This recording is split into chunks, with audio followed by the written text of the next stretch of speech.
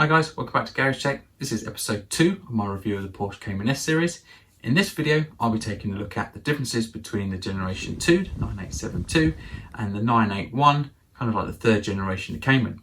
If you want to know more about the Generation 1 and Generation 2 Cayman, check out my previous video. It's up there in the link. The 981 Cayman embraces the success factors of its predecessor, the 987, and has continued to undergo significant developments. The Boxster and Cayman 981 had a totally redesigned platform with new technology packages. The new body design, which makes the vehicle lighter and more rigid than its predecessor, achieves top marks when it comes to driving dynamics and performance. What's more, it does so with even lower fuel consumption and significantly reduced CO2 emissions according to the manufacturer's published data. So, two different engines were available for the Cayman 981 from model year 2013. The standard models came with an engine where the displacement was actually reduced from 2.9 to 2.7 litres, while the power had actually been increased from 265 horsepower to 275 horsepower and 290 newton meters of torque. This was possible through the use of direct fuel injection and by increasing the nominal engine speed from 6,400 RPM to 6,700 RPM. The displacement of the 3.4 litre was retained for the S models, although the power has increased from 320 to 325 horsepower by increasing nominal engine speed and some other few mapping changes. So let's take a closer look at the numbers. As you can see, comparing the 987.2 MA121C to the 981's MA123C, there's not a whole lot of difference. The most significant change is the peak torque and how long it goes on for. So the 981 makes the same amount of torque as 370 newton meters, slightly lower RPM of 4,500, which is great, but then it continues to hold that peak until 5,800 RPM. Now, ideally, this is exactly what the manufacturers want to try and achieve, a nice linear torque curve and a flat line as possible. And as you can see, compared to Generation 2, there's a high peak and then it quickly starts to drop off. So, onto some of the modifications which have been made to the MA123C. The belt drive or auxiliary belt has been changed due to some modifications. The hydraulic power steering, which had a pump driven by the V-belt, has now been removed, and the 981 has Electro power steering. So the 987 were the last of the Porsches to have the hydraulic power steering, and although yes, some engine power would be used to drive the pump, the Electro power steering just doesn't give you the same level of feedback, in my opinion, as the hydraulic steering.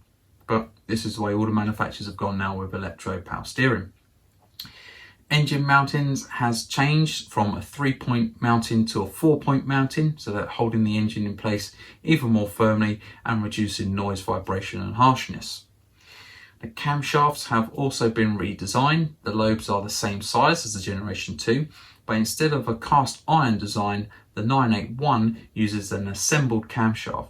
So this is a camshaft where the cams are actually manufactured separately from the shaft body and then are subsequently then fixed permanently to the shaft body. Camshaft adjustments. The adjuster now has an aluminium housing in order to optimize weight, and both engine variants are still equipped with the Vario Cam Plus. So that's the Porsche's attempt of VTEC or variable valve timing. The Variable Cam Plus can alter the valve lift, so how much the valve actually opens, as well as the timing, so advancing or retarding the opening time, but this only operates on the intake camshafts.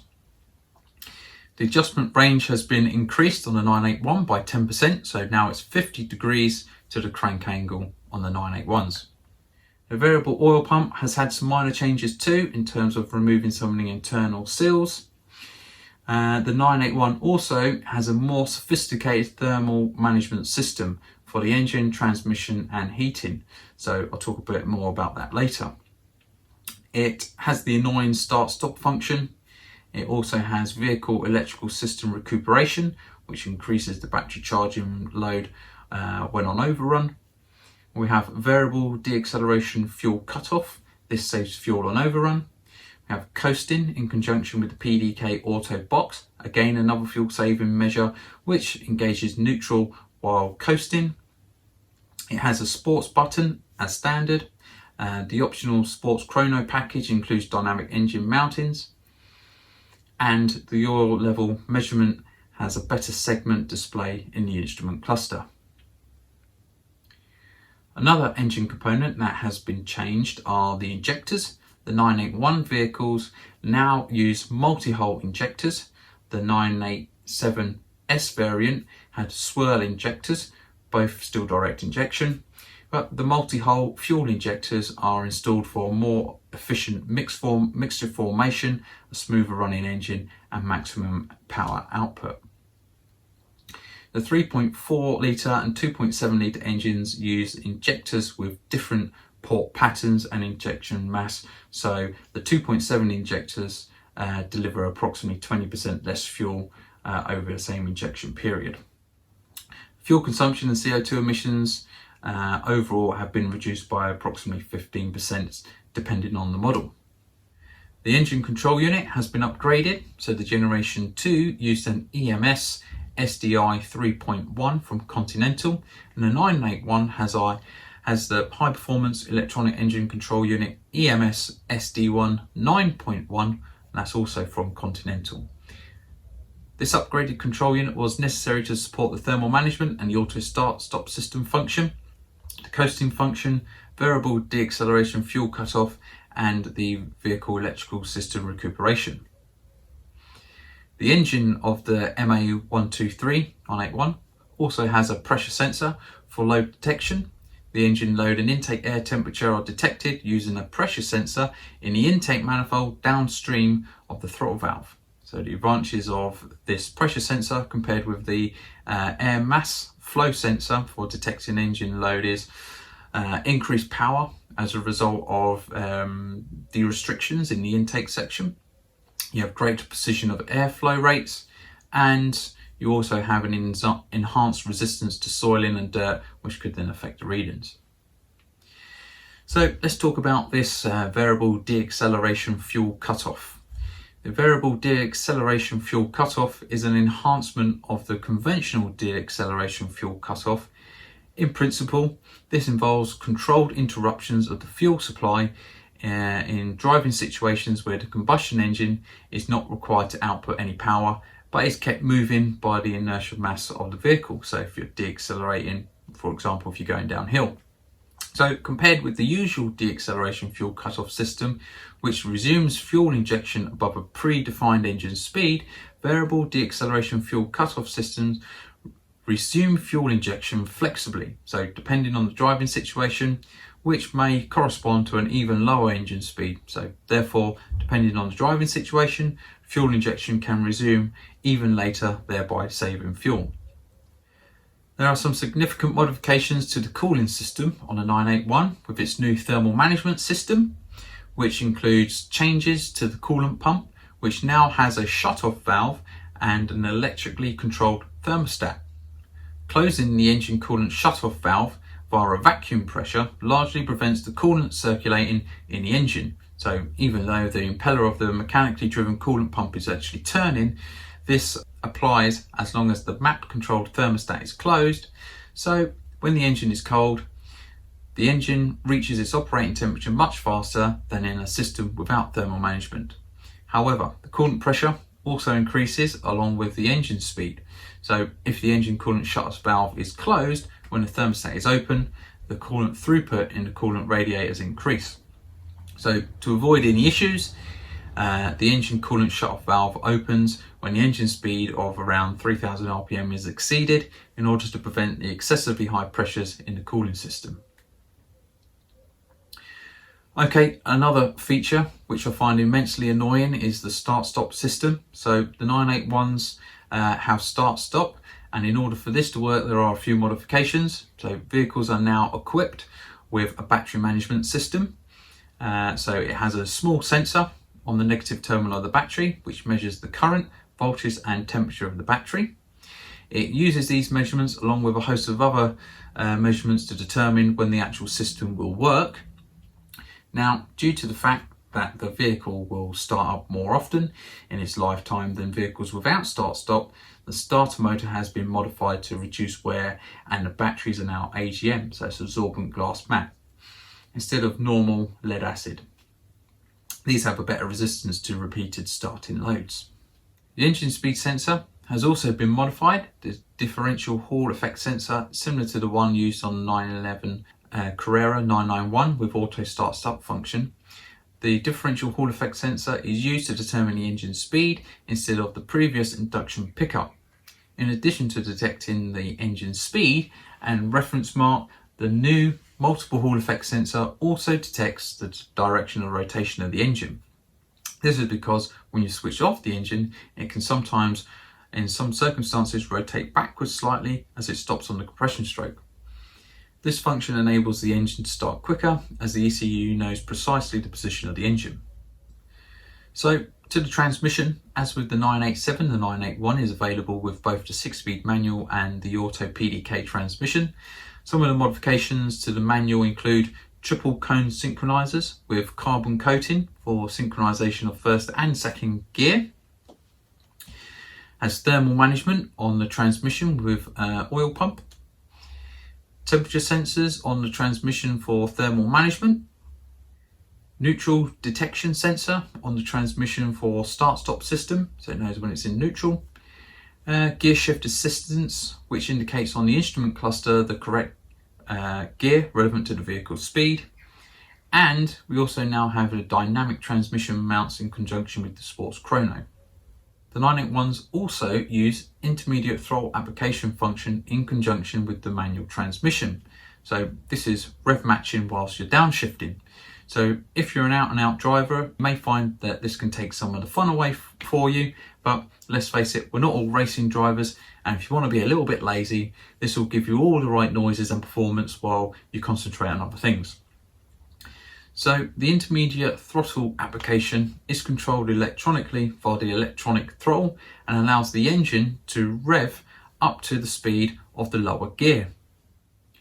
So how does it work? The speed of the input shaft is detected via a sensor in the transmission, while the speed of the transmission output shaft is determined based on the vehicle's speed.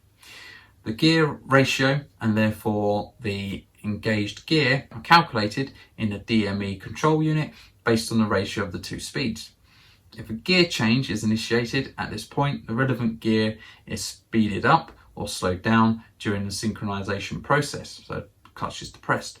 The resulting change in engine speed indicates whether the upshift or downshift is taking place. The intermediate throttle application function is activated during downshifts.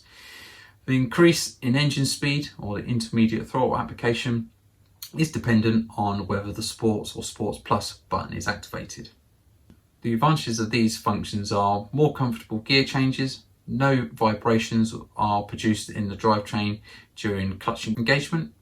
The throttle application provides the driver with immediate feedback regarding downshifts, no deceleration torque at the rear axle during clutch engagement, so the oversteering tendencies during extreme driving manoeuvres, for example on low grip surfaces, is greatly reduced. Clutch wear is also reduced, and the gear indicator in the instrument cluster also responds much faster and is always active. Now you can of course turn this function off by using the PSM off switch, and of course you can get then your right foot on the accelerator pedal. Onto the chassis, an overview of some of the changes here. The 981 has an extension of the wheelbase by up to about 60mm, an increase in the rolling circumference of the wheels by up to about 4%, increased track width of 36mm on the Cayman and 40mm on the Cayman S. The vehicle height has actually been reduced by approximately 10mm on the Cayman and 11mm on the Cayman S. There's been some redesigns of the front and rear axles to optimize the dynamics. Improvements of the active dampers, so that's PASM, the Porsche Active Suspension Management. So the functions here, so we've now got 4 additional height sensors and 3 additional body acceleration sensors. The Porsche torque vectoring PTV with mechanical rear differential lock is available. Sports chrono package including dynamic transmission mounts and the Electro mechanical power steering. We've got sports button is a standard, and the electronic parking brake. Yes, that's right, the handbrake has now gone. As with all modern cars, it now has a button to activate the parking brake or emergency brake, whatever you want to call it. Maybe I'm a little bit old fashioned, but I do prefer the 987's traditional handbrake. So all in all, has a longer wheelbase, a wider track at the front, extending the wheelbase by 60mm, results in even greater driving stability, particularly at high speeds and longitudinal cornering speeds. The wider track width at the front ensures vehicle stability during fast cornering and even in the event of disabling effects, so which obviously will translate to a high level of safety, more driving comfort and hopefully faster lap times. The interior, I'm not going to go into great detail here, but of course it's more modern. They all have a screen with nav available, etc. And actually I do prefer the look of the 981 interior, although there is one thing that I don't like, and it's the same for a lot of all the Porsche models, is there's just absolutely far too many buttons. It's just far too cluttered for my liking. Lastly, a bit on the body. The 981s do look fantastic, and even though the 987s are aging well, 981s just catch your eye and make you look twice. I absolutely love the look of the rear end and how the rear spoiler molds round into the rear tail lamps, and how the indent in the doors mold straight into the intake scoops. The body of the 981 Cayman is around 14% lighter than the 987. And including add-on parts, the body weight alone is only 286 kilos.